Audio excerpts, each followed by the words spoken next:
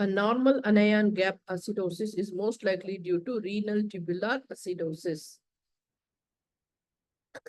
Anion gap increased. Where do you see the increase in anion gap? Anion gap is increased in diabetes mellitus, nephrotic syndrome, shock, uremia, and starvation. So the normal anion gap acidosis we see in renal tubular acidosis. The normal anion gap acidosis is seen in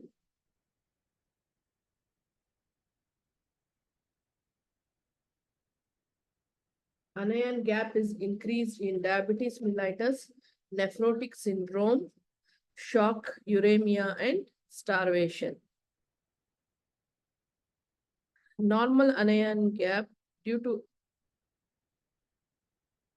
excess bicarbonate loss. Okay, let's.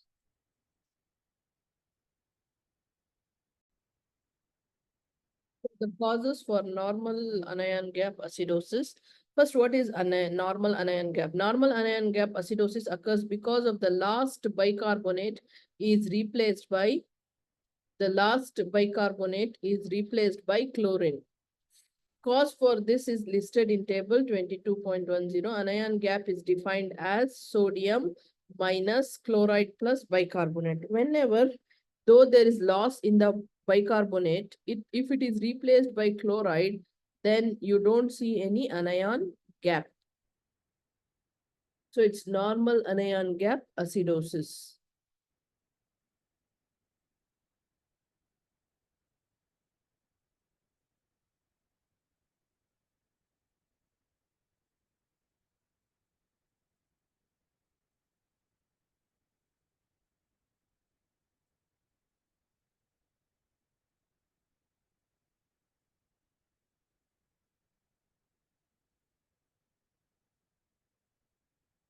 So one of the examples for normal anion gap acidosis is renal tubular acidosis. What is the normal anion gap? 8 to 16 millimoles per liter. 8 to 16 millimoles per liter. That is if you add sodium and potassium and then subtract it from chloride and bicarbonate, the answer should be anywhere between 8 to 16.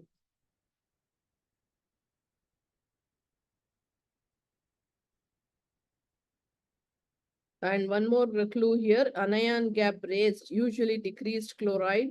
Anion gap normal usually increased chloride.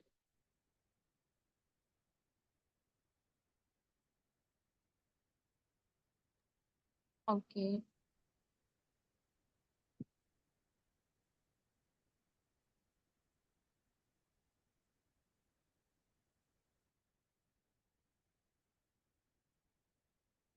Next, 12 years old present with vomiting and diarrhea, streaks of blood in stools. Investigation shows mild acidosis and increase in kidney function test. Investigate urine for. So the 12 years old presented with gastroenteritis, streaks of blood in stool, maybe this is dysentery. Investigation shows acidosis and raised in kidney function test. Investigate urine for fractional excretion of sodium. Why do you investigate urine for fractional excretion of sodium? To differentiate between pre-renal and renal. Pre-renal will be less than 30 and post-renal will be more than 50.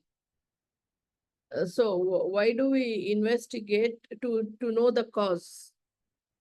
12 years old girl presenting with vomiting, diarrhea, streaks of blood in stools. There is acidosis and raised kidney function test. Is this pre-renal or renal or post-renal? To find out, we will check the fractional excretion of sodium. If it is pre-renal, the fractional excretion of sodium will be less than 30. If it is post-renal, it will be more than 50. Okay.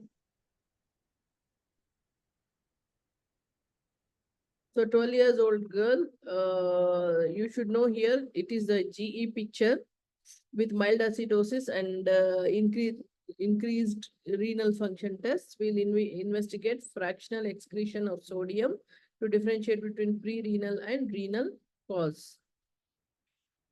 1 minute.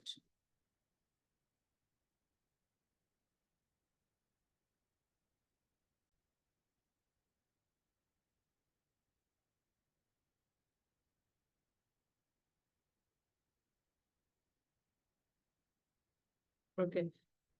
Female child, 1 year old, healthy, presented with high-grade fever, irritable, physical exam within normal except for temperature irritation and irritability. Urine collected by bag. Urine sample collected by bag after cleaning the vulva with normal soap. Urine culture grow more than 105,000 microorganisms which are mixed growth for urine culture. What do you do? Repeat collection by catheterization. And your option will also be, it will be repeat collection by catheterization or suprapubic aspiration in case of neonates and uncircumcised neonates. You will prefer suprapubic aspiration in uncircumcised neonates.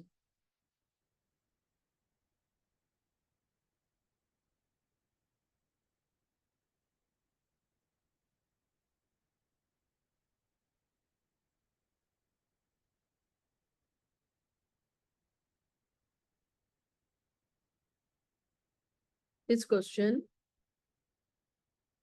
the options were start treatment with arrange ultrasound, repeat collection by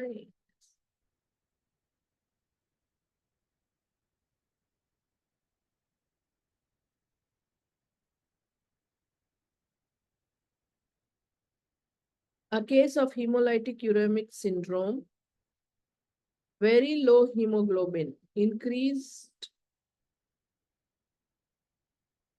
A case of hemolytic uremic syndrome, very low hemoglobin, increased BU and creatinine.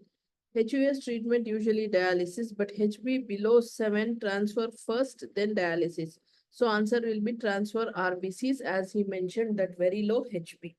So if there is very low HB, usually HB less than 7, then you will first transfuse the blood, that is transfuse the RBCs, and then you will go for dialysis. Okay.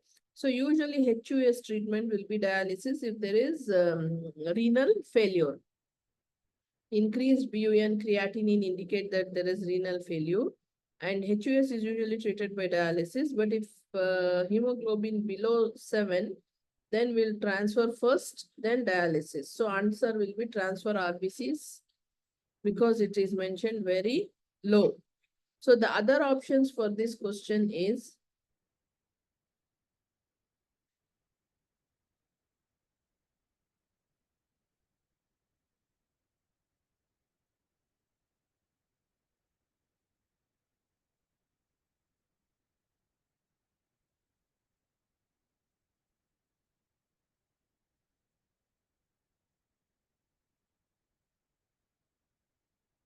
not given options here also.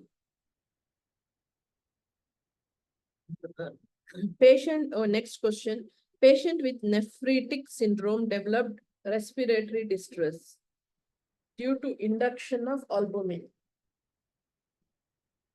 Okay, there is, I think this is nephrotic syndrome. Okay, patient with nephrotic syndrome developed respiratory distress when you give albumin. What is the reason?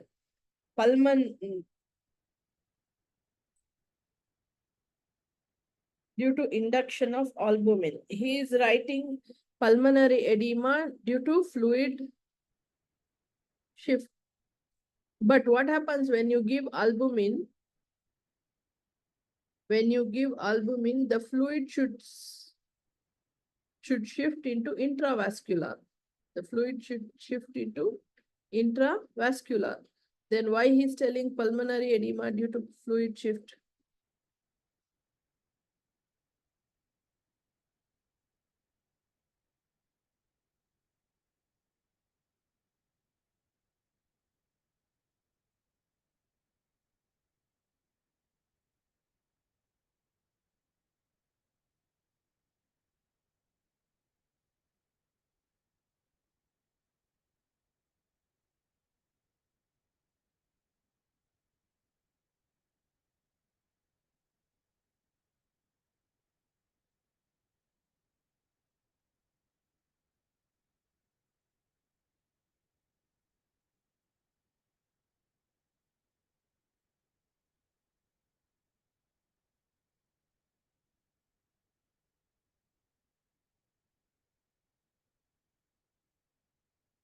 So patient with nephrotic syndrome developed respiratory distress due to induction of albumin.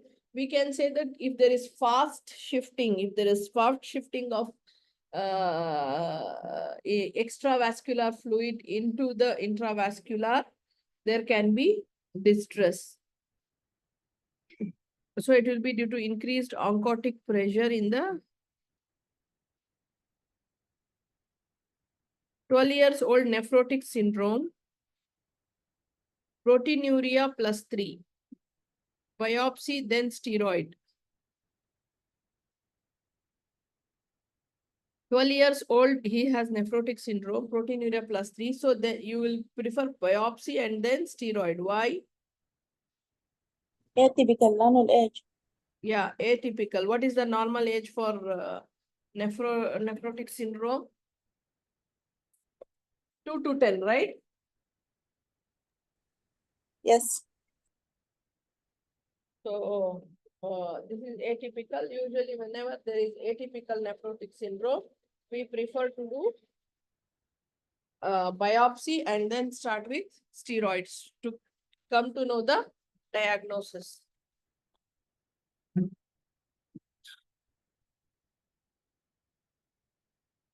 Case of hemolytic uremic syndrome, treatment peritoneal dialysis.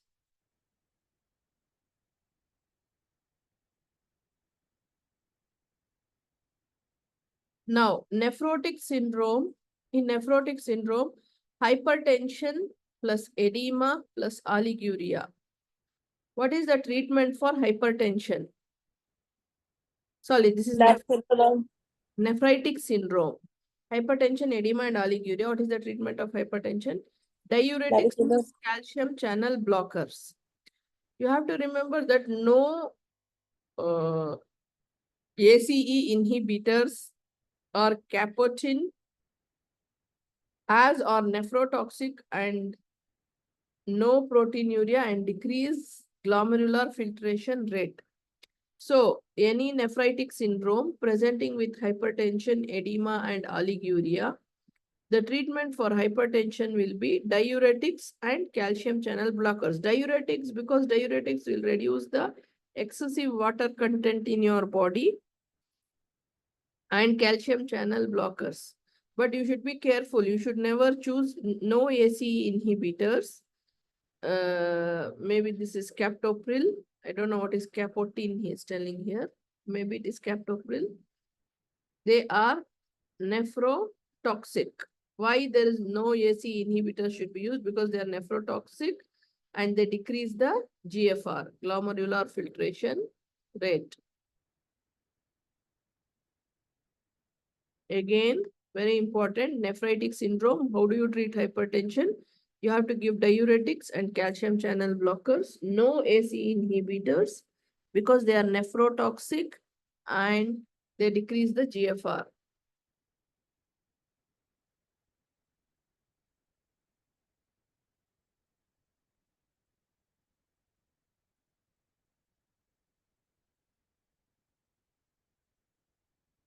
Child 12 years old plus nephrotic syndrome on prednisolone 2 mg, that is high dose steroids, developed hypertension and cataract.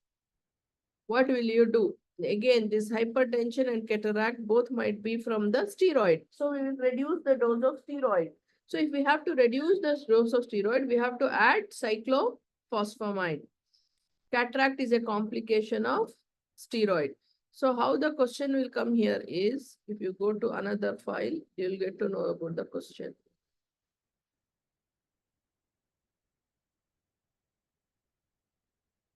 See, this is the same question. Child 12 years of nephrotic syndrome, biopsy, then steroid.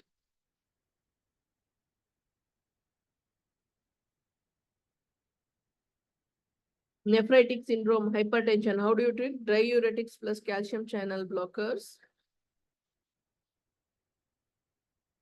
So what you will add?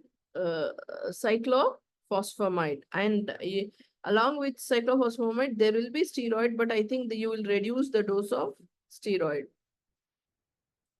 Okay. And this question is there, it is not there. Case of arthritis diagnosed as HSP. Investigations shows. What does investigation in HSP show?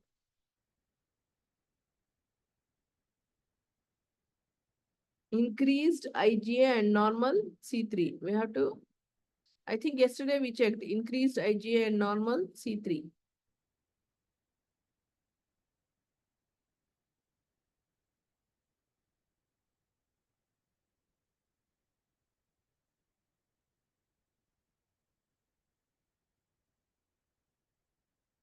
Baby diagnosed with nephrotic syndrome and steroid biopsy shows focal segmental glomerulosclerosis. What to add is cyclophosphamide. This we have read before also in the last this. Nephrotic syndrome on oral prednisolone, still albumin losing. Treatment biopsy plus you will add, means the patient is already on steroid and he's more than 8 weeks on steroid. Still he is losing proteins, then you will consider biopsy and the biopsy shows FSGS, then you will add cyclophosphamide. So the nephrotic syndrome on oral prednisolone, still albumin losing, you will add biopsy plus cyclophosphamide. Child developed purpuric rash over his extremities. This rash was preceded by upper respiratory tract infection 1 week ago. Extremities, usually legs, means it is HSP, which was preceded by urinary tract infection 1 week ago. What is your diagnosis? Phenolphthalein purpura, because ITP will be all over body. See, in the other slide, in the other, this also there are same questions, but there are options, multiple options.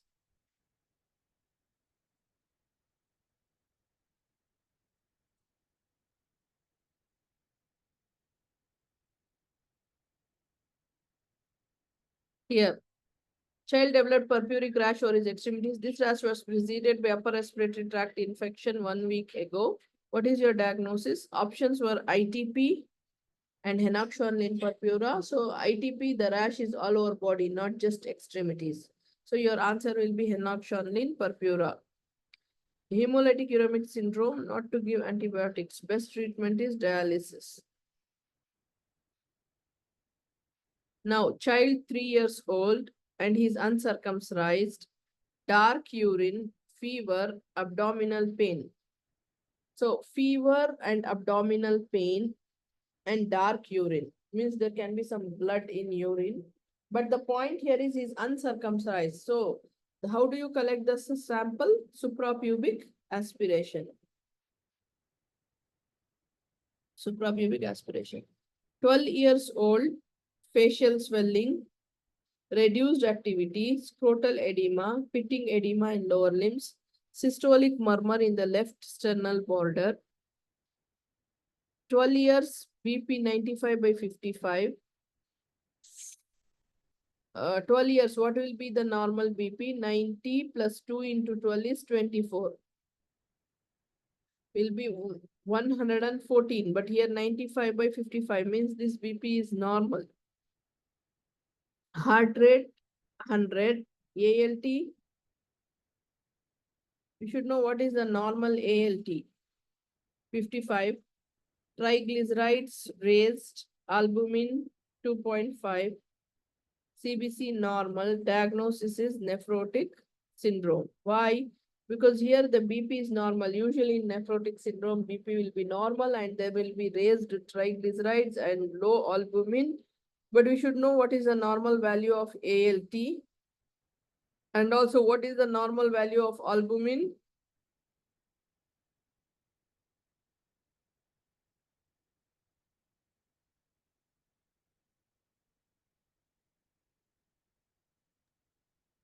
The albumin in blood is 3.4 to 5.4 grams per deciliter.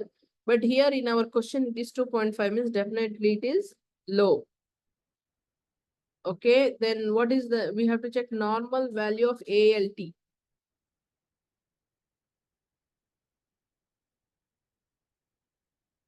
4 to 36 units. But I think they have given 55. That means it is slightly raised. But I think sometimes in nephrotic syndrome, you can see this.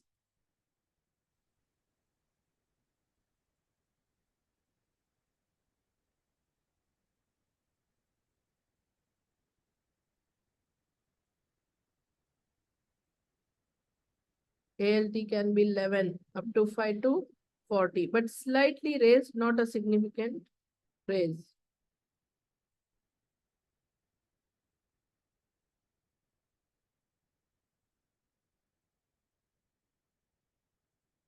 Newborn diagnosed to have Finnish type of nephrotic syndrome. Treatment is Finnish type of nephrotic syndrome. Treatment is ACE inhibitors and indomethacin. I think I showed you this slide before. In cases of Finnish type of nephrotic syndrome, the main treatment here will be replacement of albumin. It's not the IV steroids or cyclosporin or cyclophosphamide and all.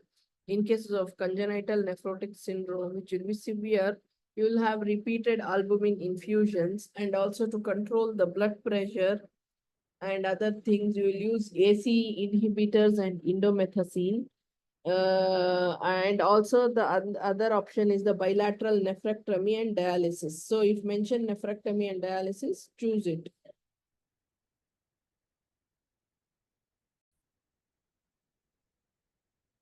In Finnish type of nephrotic syndrome, treatment modality has traditionally been daily albumin infusion until bilateral nephrectomy at a body weight of about 7 kg. Till the baby reaches the body weight of 7 kg, you can do bilateral nephrectomy. But before that, you have to completely infuse, you have to infuse daily albumin, followed by so when you do bilateral nephrectomy, it has to be followed by peritoneal dialysis and kidney transplantation when body weight has reached 10 kg. So what is the three-step treatment in cases of Finnish type of? First is the albumin infusion, daily basis. Then once the baby reaches 7 kg, you will do bilateral nephrectomy followed by peritoneal dialysis. The peritoneal dialysis keeps going on till the baby becomes 10 kg. Once the baby becomes 10 kg, you will consider for kidney transplantation. So, three-step treatment. First is daily albumin infusions. Once the baby reaches 7 kg, you will consider for peritoneal dialysis. Bilateral nephrectomy and peritoneal dialysis, then kidney transplantation if body weight has reached 10 kg.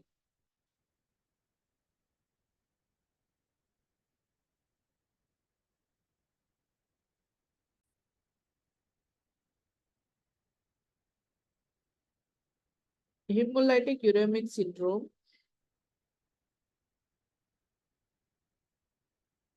Child plus abdominal pain, reduced HB, reduced platelets, increased creatinine, increased urea. Usually, HUS, how the child presents: abdominal pain, reduced hemoglobin, reduced platelets, because there will be disseminated intravascular coagulation, and there will be reduced platelets, also increased creatinine and urea, that is renal failure. So what we are seeing here, child with HUS will present with abdominal pain, increased urea and creatinine, that is renal failure, reduced HB, reduced platelet count. What will aid you in diagnosis? What will help you in diagnosis here is IgM for E. coli 157. IgM is the for E. coli 157. Okay, triad for HUS is thrombocytopenia, microangiopathic hemolytic anemia, and acute renal impairment. So what do you see in HUS triad? thrombocytopenia, acute renal impairment, and microangiopathic hemolytic anemia.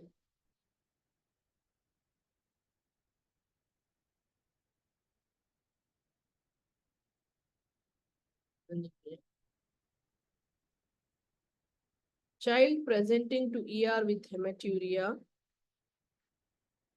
Child presenting to ER with hematuria, abdominal pain, blood pressure 150/90. For a child, definitely 150/90 is a high blood pressure, whatever might be his age. WBC is 14,000 on constipation drugs. What will you give him? Now, there is hematuria and hypertension. This might be probably a case of glomerulonephritis because there is hematuria and hypertension. Constipation can cause UTI, but here hematuria and hypertension most probably going with glomerulonephritis. What is the treatment is IV labetalol. IV labetalol is the treatment you prefer. You don't prefer hydrolyzine because there is rebound hypertension. There's a chance that when you use hydrolyzine, there is rebound hypertension. So you prefer labetalol.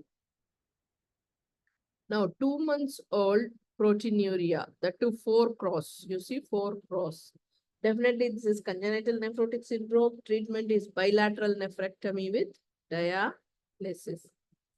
Now, MPGN, membranoproliferative glomerulonephritis on biopsy and was diagnosed nephrotic syndrome and on steroid treatment for 6 weeks. That is prednisolone, but not improved. So, what do? We will add cyclophosphamide and steroid.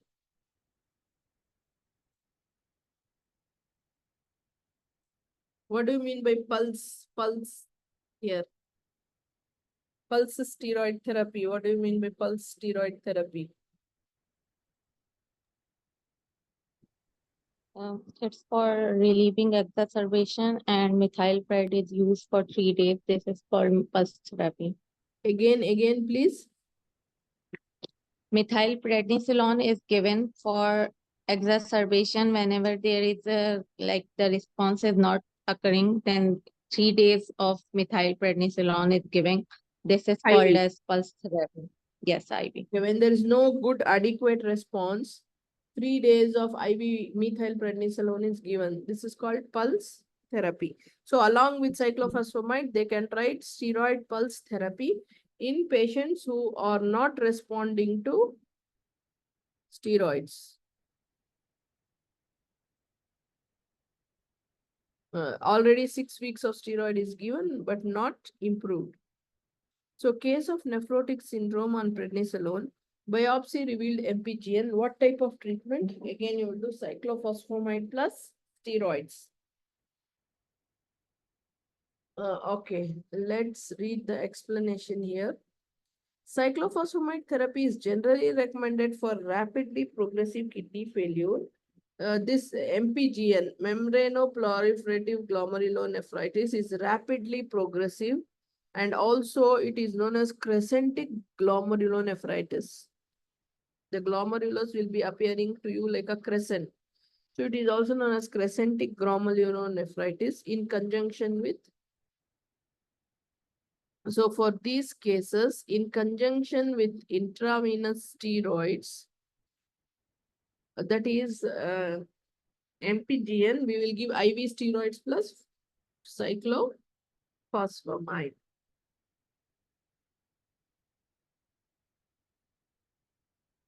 Focal segmental nephrosis. That is focal segmental glomerulonephritis after 8 weeks of oral prednisolone 2 mg per kg per day. No remission. After 8 weeks, still no remission. What to give? You'll add cyclophosphamide. Why they have scratched IV here, I don't know. Okay, but there will be a steroid and cyclophosphamide. Maybe since you are giving very high dose steroid, 2 mg per kg, you will reduce the level, you will reduce the amount of steroid and you will add cyclophosphamide. That's why he has scratched IV here. Okay. A case of rickets. Lab investigations. Normal calcium, decreased phosphorus, increased alkaline phosphatase, increased parathormone. Urine phosphorus excretion is 20%. Diagnosis. Now we have to see that in what type of rickets there will be normal calcium in the blood.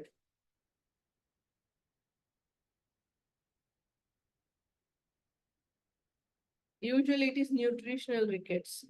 Why the calcium will be normal in nutritional rickets? Can someone tell me?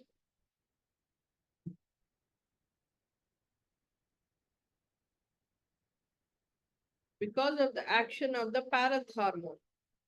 What is the action of the parathormone? Is to maintain the calcium in the blood and to secrete the phosphorus out of the body. So what happens here? Urine phosphorus excretion will be 20%. That means phosphorus is being lost from the urine. The reason is the increase in the parathormone. This increase in parathormone will cause normal calcium, decreased phosphorus, increased alkaline phosphatase, and increased parathormone, and urinary phosphorus excretion is 20%. So the answer is nutritional rickets.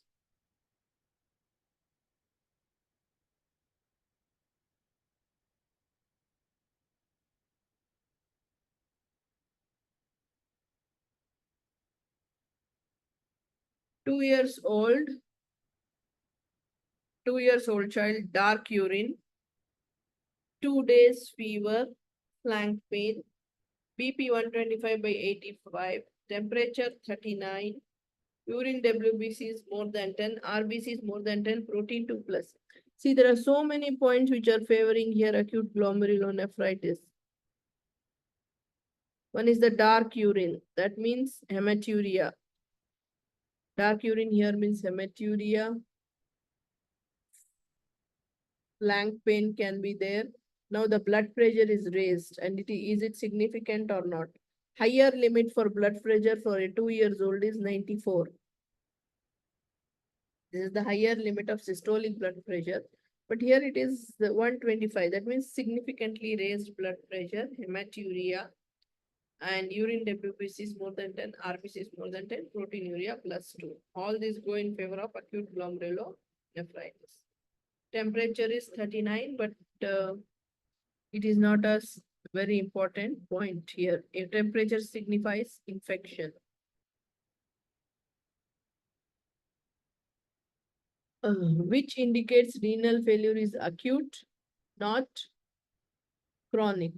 So what indicates to you that renal failure is acute, not chronic is hyperkalemia.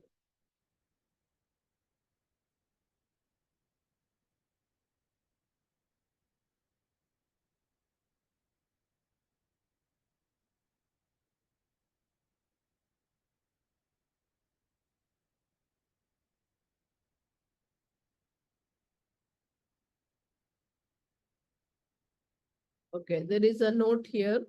Let me read. In X-linked hypophosphatemia is 60%.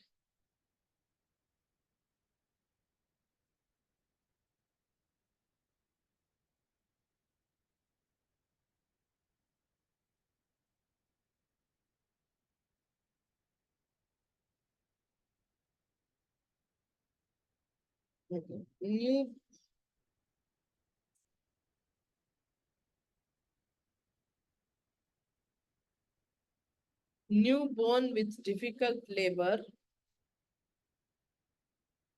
showing increased urea, increased creatinine. That is renal failure, difficult labor. Urine analysis, RBC is cast. Usually you see RBC cast in cortical necrosis. Remember this. You see RBC cast in urine in cortical necrosis.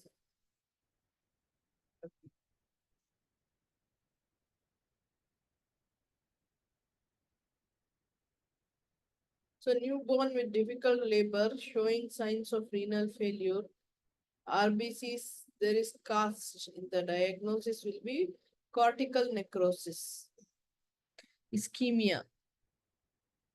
Full-term baby with no significant history.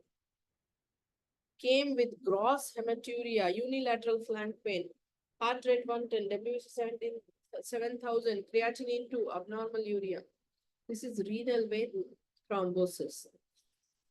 12-year-old child, nephrotic syndrome, developed cataract plus hypertension on prednisolone.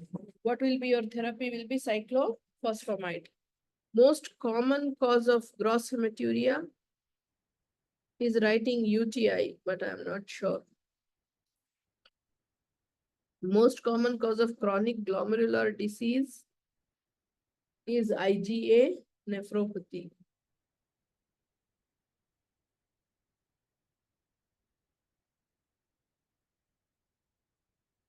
So most common cause of gross hematuria is UTI. He's telling UTI.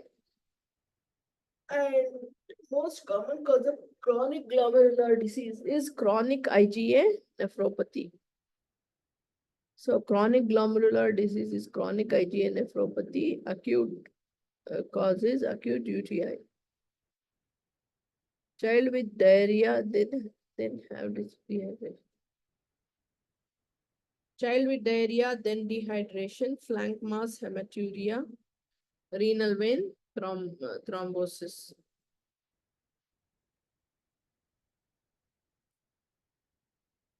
All are glomerular cause of hematuria except hypercalciuria. One of the following does not cause hypokalemia. What does not cause hypokalemia is acute tubular necrosis. Acute tubular necrosis do not cause